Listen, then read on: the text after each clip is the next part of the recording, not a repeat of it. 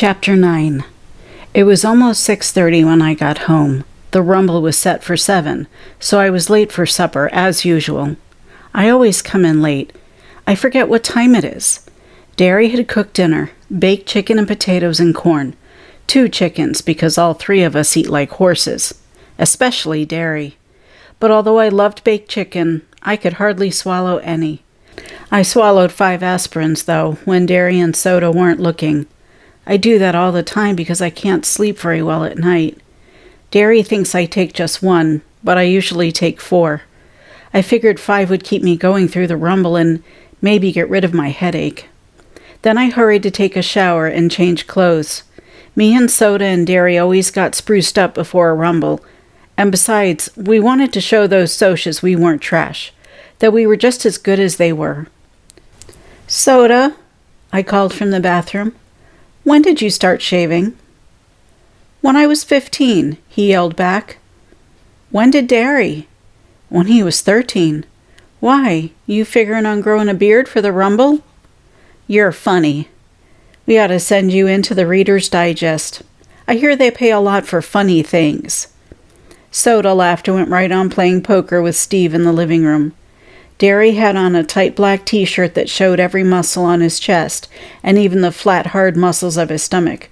I'd hate to be the Soch who takes a crack at him, I thought, as I pulled on a clean t-shirt and a fresh pair of jeans. I wished my t-shirt was tighter. I have a pretty good build for my size, but I'd lost a lot of weight in Windrixville, and it just didn't fit right. It was a chilly night, and t-shirts aren't the warmest clothes in the world, but nobody ever gets cold in a rumble. And besides, jackets interfere with your swinging ability. Soda and Steve and I had put on more hair oil than was necessary, but we wanted to show that we were greasers. Tonight, we could be proud of it. Greasers may not have much, but they have a rep. That and long hair. What kind of world is it where all I have to be proud of is a reputation for being a hood and greasy hair? I don't want to be a hood. But even if I don't steal things and mug people and get boozed up, I'm marked lousy. Why should I be proud of it? Why should I even pretend to be proud of it? Derry never went in for long hair. His was short and clean all the time. I sat in the armchair in the living room, waiting for the rest of the outfit to show up. But of course tonight the only one coming would be Two-Bit. Johnny and Dallas wouldn't show. Soda and Steve were playing cards and arguing as usual. Soda was keeping up a steady stream of wisecracks and clowning, and Steve had turned up the radio so loud that it almost broke my eardrums. Of course, everybody listens to it loud like that, but it wasn't just the best thing for a headache. "You like fights, don't you, Soda?" I asked suddenly.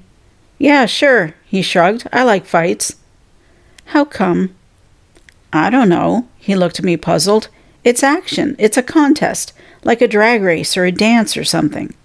"Shoot," said Steve. "I want to beat those Socias' heads in. When I get in a fight, I want to stomp the other guy good. I like it, too." "How come you like fights, Derry?" I asked, looking up at him as he stood behind me, leaning in the kitchen doorway. He gave me one of those looks that hide what he's thinking. But Soda piped up. He likes to show off his muscles.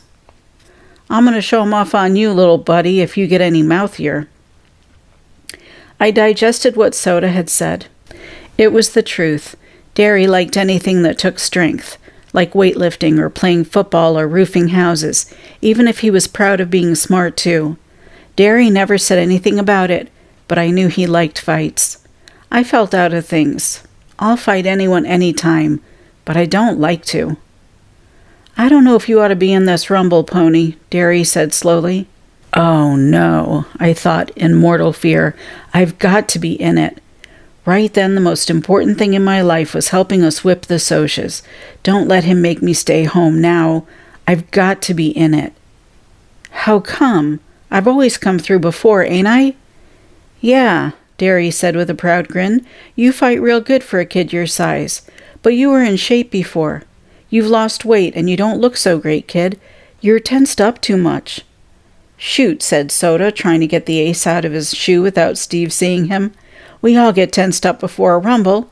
Let him fight tonight. Skin never hurt anyone. No weapons, no danger. I'll be okay, I pleaded. I'll get hold of a little one, okay? Well, Johnny won't be there this time. Johnny and I sometimes ganged up on one big guy, but then Curly Shepherd won't be there either, or Dally, and we'll need every man we can get. What happened to Shepherd? I asked, remembering Tim Shepherd's kid brother. Curly, who was a tough, cool, hard-as-nails Tim in miniature, and I had once played chicken by holding our cigarette ends against each other's fingers. We stood there clenching our teeth and grimacing, with sweat pouring down our faces and the smell of burning flesh making us sick, each refusing to holler, until Tim happened to stroll by. When he saw that we were really burning holes in each other, he cracked our heads together, swearing to kill us both if we ever pulled a stunt like that again. I still have the scar on my forefinger. Curly was an average downtown hood, tough and not real bright, but I liked him. He could take anything. He's in the cooler, Steve said, kicking the ace out of Soda's shoe. In the reformatory. Again, I thought, and said, let me fight, Derry. If it was blades or chains or something, it'd be different. Nobody ever gets really hurt in a skin rumble. Well, Derry gave in. I guess you can, but be careful. And if you get in a jam, holler and I'll get you out. I'll be okay, I said warily. How come you never worry about Soda Pop as much? I don't see you lecturing him. Man, Derry grinned and put his arm across Soda's shoulders. This is one kid, brother, I don't have to worry about. Soda punched him in the ribs affectionately. This kiddo can use his head. Soda Pop looked down at me with mock superiority, but Derry went on. You can see he uses it for one thing, to grow hair on. He ducked Soda's swing and took off for the door. Two-Bit stuck his head in the door just as Derry went flying out of it. Leaping as he went off the steps, Derry turned a somersault in midair, hit the ground, and bounced up before Soda could catch him. Well, Two-Bit said cheerfully, cocking an eyebrow, I see we are in prime condition for a rumble. Is everybody happy? Yeah, screamed Soda as he did a flying somersault off the steps. He flipped up to walk on his hands and then did a no-hands cartwheel across the yard to beat Derry's performance. The excitement was catching. Screeching like an Indian, Steve went running across the lawn in flying leaps, stopped suddenly, and flipped backward. We could all do acrobatics because Derry had taken a course at the Y, and then spent a whole summer teaching us everything he'd learned on the grounds that it might come in handy in a fight. It did, but it also got Two-Bit and Soda jailed once. They were doing mid-air flips down a downtown sidewalk, walking on their hands and otherwise disturbing the public and the police. Leave it to those two to pull something like that. With a happy whoop, I did a no-hands cartwheel off the porch steps, hit the ground, and rolled to my feet. Two-Bit followed me in a similar manner. I'm a greaser, Soda Pop chanted. I'm a J.D. in a hood. I blacken the name of our fair city. I beat up people. I rob gas stations. I am a menace to society. Man, do I have fun. Greaser, greaser, greaser, Steve sing-songed. Oh, victim of environment. Underprivileged, rotten, no-count hood. Juvenile delinquent, you're no good, Derry shouted. Get thee hence, white trash, Two-Bit said in a snobbish voice. I am a soch. I am the privileged and the well-dressed. I throw beer blasts, drive fancy cars, break windows at fancy parties. And what do you do for fun? I inquired in a serious, odd voice. I jump greasers, Two-Bit screamed and did a cartwheel. We settled down as we walked to the lot. Two-Bit was the only one wearing a jacket. He had a couple of cans of beer stuffed in it. He always gets high before a rumble. Before anything else, too, come to think of it. I shook my head. I'd hate to see the day when I had to get my nerve from a can. I'd tried drinking once before. The stuff tasted awful. I got sick, had a headache, and when Derry found out, he grounded me for 2 weeks. But that was the last time I'd ever drank. I'd seen too much of what drinking did for you at Johnny's house. Hey, Two-Bit, I said, deciding to complete my survey. How come you like to fight? He looked at me as if I was off my nut. Shoot, everybody fights. If everybody jumped in the Arkansas River, old Two-Bit would be right on their heels. I had it then. Soda fought for fun, Steve for hatred, Derry for pride, and Two-Bit for conformity. Why do I fight? I thought and couldn't think of any real good reason. There isn't any real good reason for fighting, except self-defense.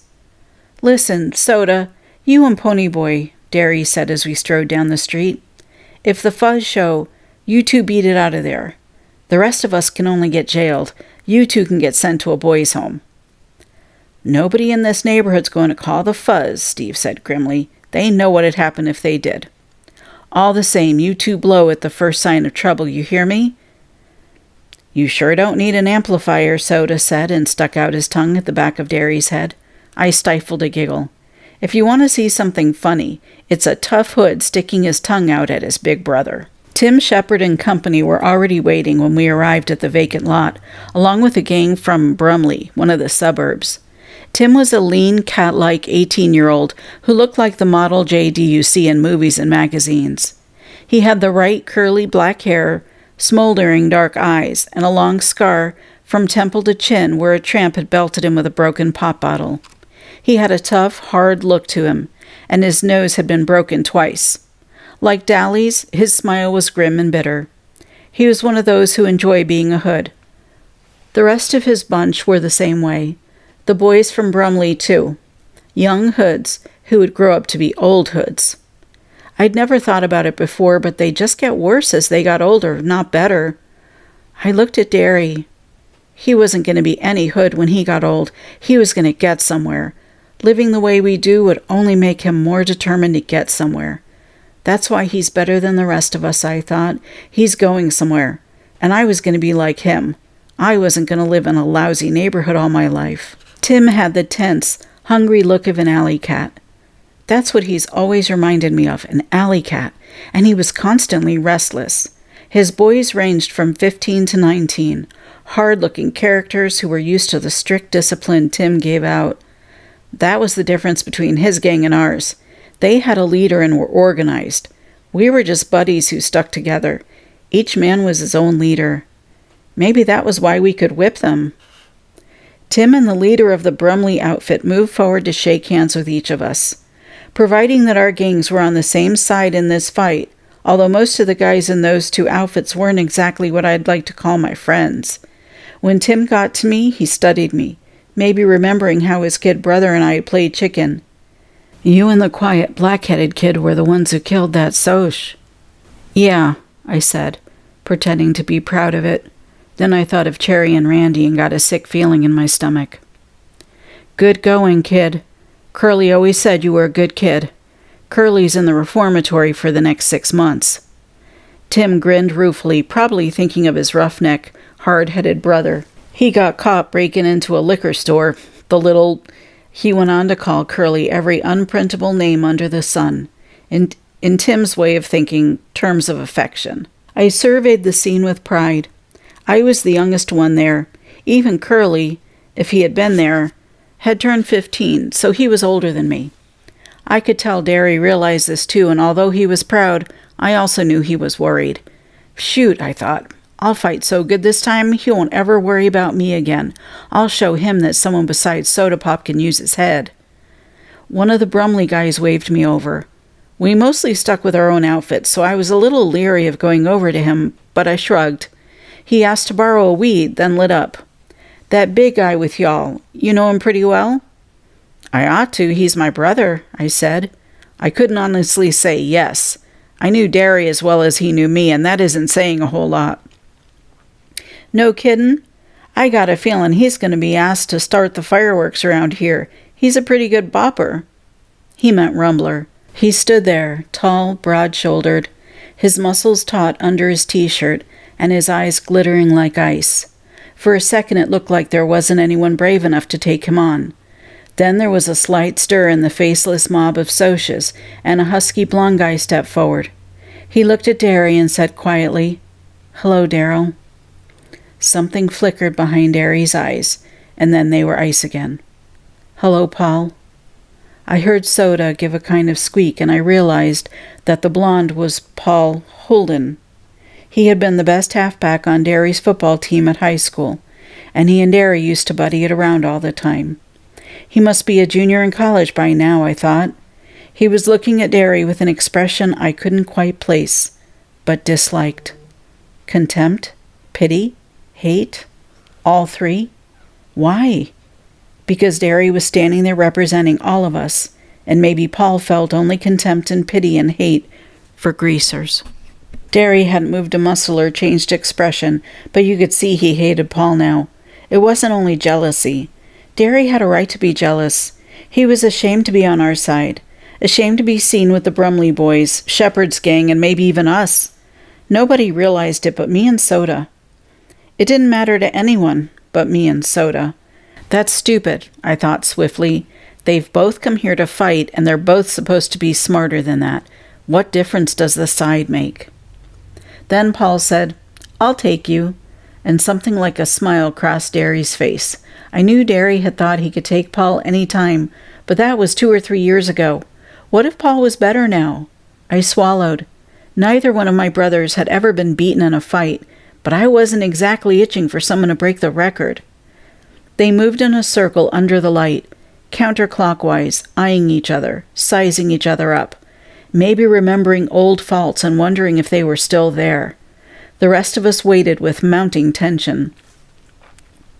I was reminded of Jack London's books, where the wolf pack waits in silence for one of 2 members to go down in a fight. But it was different here. The moment either one swung a punch, the rumble would be on. The silence grew heavier, and I could hear the harsh, heavy breathing of the boys around me. Still, Derry and the Soch walked slowly in a circle. Even I could feel their hatred.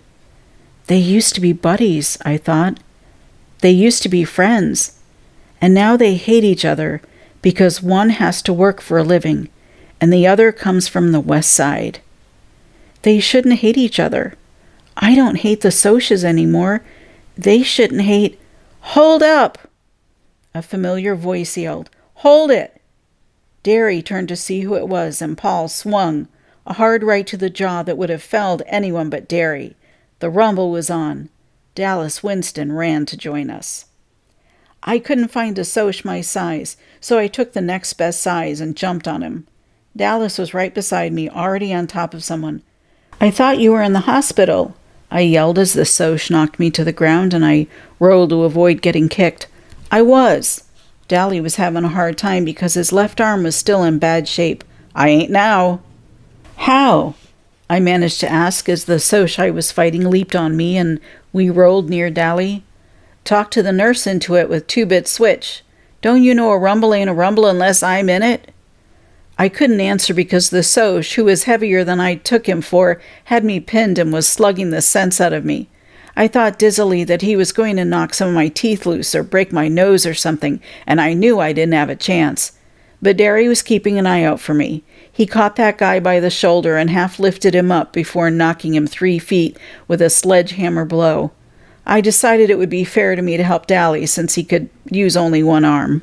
They were slugging it out, but Dallas was getting the worst of it, so I jumped on his Soch's back, pulling his hair and pounding him. He reached back and caught me by the neck and threw me over his head to the ground. Tim Shepard, who was fighting 2 at once, accidentally stepped on me, knocking my breath out. I was up again as soon as I got my wind and jumped right back on the Soch, trying my best to strangle him. While he was prying my fingers loose, Dally knocked him backward, so that all 3 of us rolled on the ground, gasping, cussing, and punching.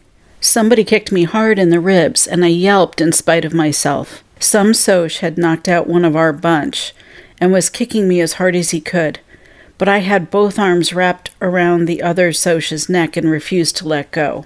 Dally was slugging him, and I hung on desperately, although that other Soch was kicking me, and you'd better believe it hurt. Finally, he kicked me in the head so hard it stunned me, and I lay limp, trying to clear my mind and keep from blacking out. I could hear the racket, but only dimly through the buzzing in my ears. Numerous bruises along my back and on my face were throbbing, but I felt detached from the pain, as if it wasn't really me feeling it. "They're running!" I heard a voice yell joyfully. "Look at the dirty... run!" It seemed to me that the voice belonged to 2-Bit, but I couldn't be sure. I tried to sit up and saw that the Socs were getting into their cars and leaving. Tim Shepard was swearing blue and green because his nose was broken again. And the leader of the Brumley boys was working over one of his own men because he had broken the rules and used a piece of pipe in the fighting. Steve lay doubled up and groaning about 10 feet from me. We found out later he had 3 broken ribs. Soda Pop was beside him, talking in a low, steady voice. I did a double take when I saw Two-Bit. Blood was streaming down one side of his face, and one hand was busted wide open.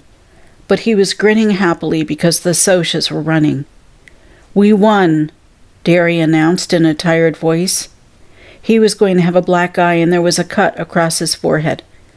"We beat the Socs." Dally stood beside me quietly for a minute, trying to grasp the fact that we had really beaten the Socs. Then, grabbing my shirt, he hauled me to my feet. "Come on." He half-dragged me down the street. "We're going to see Johnny." I tried to run but stumbled, and Dally impatiently shoved me along. "Hurry! He was getting worse when I left. He wants to see you." I don't know how Dallas could travel so fast and hard after being knocked around and having his sore arm hurt some more, but I tried to keep up with him. Track wasn't ever like the running I did that night. I was still dizzy and had only a dim realization of where I was going and why. Dally had Buck Merrill's T-Bird parked in front of our house, and we hopped into it. I sat tight as Dally roared the car down the street.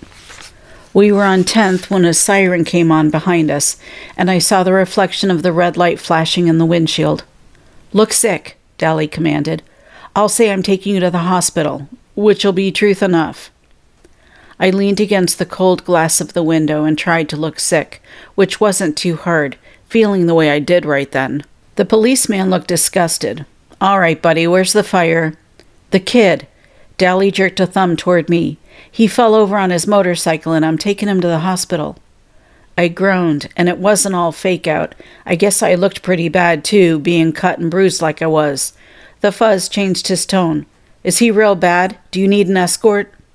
"How would I know if he's bad or not? I ain't no doc." "Yeah, we could use an escort." And as the policeman got back into his car, I heard Dally hiss, "Sucker."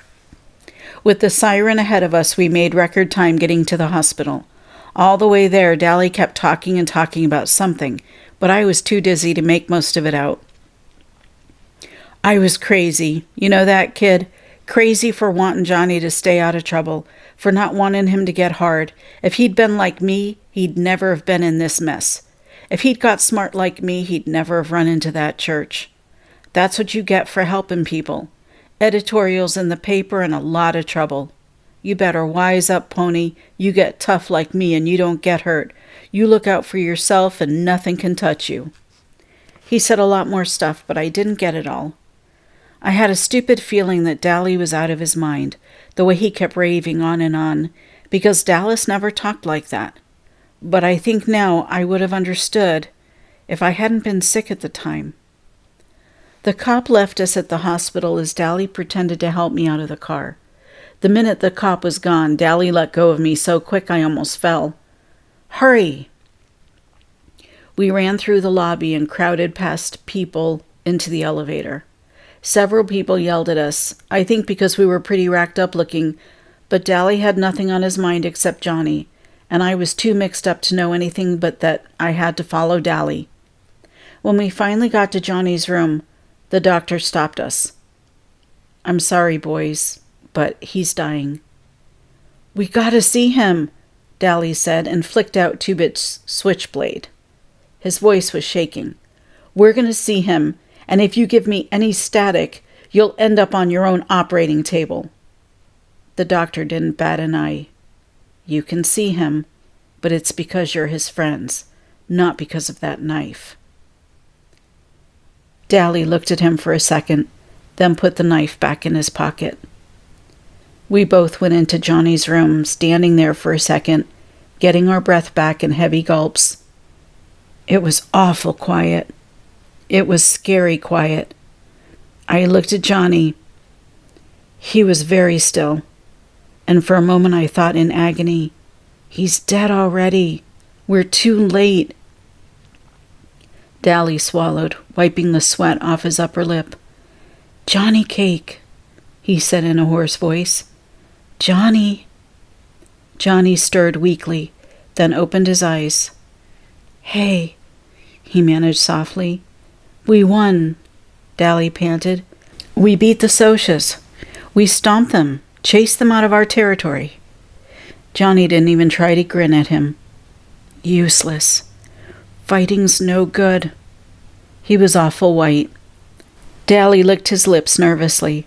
"They're still writing editorials about you in the paper for being a hero and all." He was talking too fast and too calmly. "Yeah, they're calling you a hero now, and heroism all the greasers. We're all proud of you, buddy." Johnny's eyes glowed. Dally was proud of him. That was all Johnny had ever wanted. "Pony boy." I barely heard him.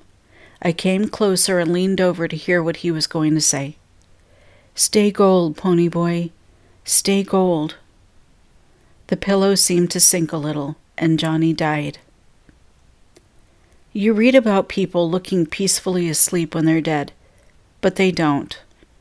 Johnny just looked dead, like a candle with the flame gone. I tried to say something, but I couldn't make a sound. Dally swallowed and reached over to push Johnny's hair back. "Never could keep that hair back. That's what you get for trying to help people, you little punk. That's what you get." Whirling suddenly, he slammed back against the wall, his face contracted in agony, and sweat streamed down his face. "Damn it, Johnny," he begged, slamming one fist against the wall, hammering it to make it obey his will. "Oh, damn it, Johnny, don't die. Please don't die." He suddenly bolted through the door and down the hall. And that's the end of Chapter 9.